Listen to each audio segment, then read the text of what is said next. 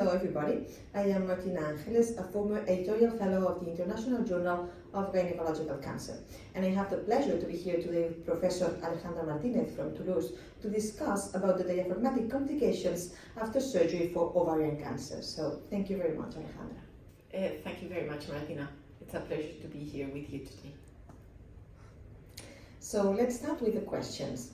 The first question would be, what are the most frequent diaphragmatic complications after ovarian cancer surgery?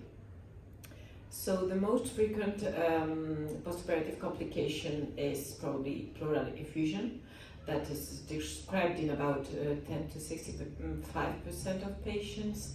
And there can also be local infections, pneumothorax, and then we have other rare complications such as phrenic nerve injury or a diaphragmatic hernia.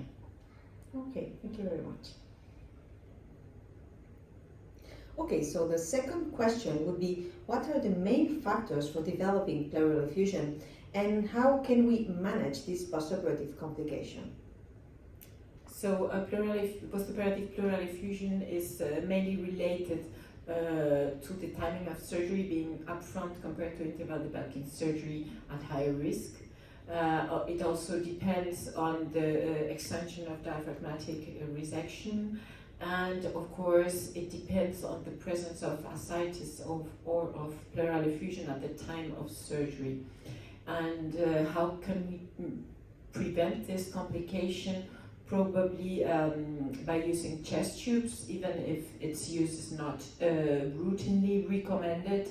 In patients at high risk, we should consider to put a chest tube in order to avoid thoracocentesis in the postoperative period. Thank you very much. So the third question would be, what are the main risk factors for developing diaphragmatic hernia?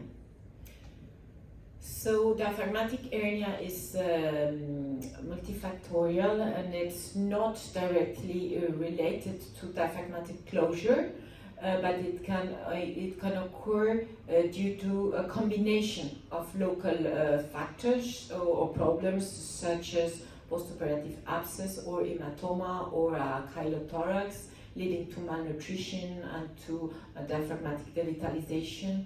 And it is a complication that can appear even several months or years after surgery. Okay, thank you very much. So the following question would be, can we prevent this complication? Okay. Diaphragmatic hernia is a rare complication with only some cases reported in the literature, but I think that diaphragmatic closure without tension is an important point, and also to consider to put a mesh when we perform full thickness diaphragmatic resection. There's a large defect, even if this is a rare situation, and of course early management of postoperative complications such as the drainage of a diaphragmatic abscess, for example. Okay, thank you. We got it. And the last question would be, how should we manage postoperative chylothorax and how can we prevent it? So postoperative chylothorax can be managed in a conservative manner when possible with drainage, somatostatin and fat-free parenteral nutrition. And in cases in which it persists, then we can consider more invasive treatment such as embolization or talcage. And how can we prevent it? Well, during surgery we can consider using clips or using multifunctional devices, even if there's not a large amount of scientific literature to justify this. Okay, so thank you very much for this great interview.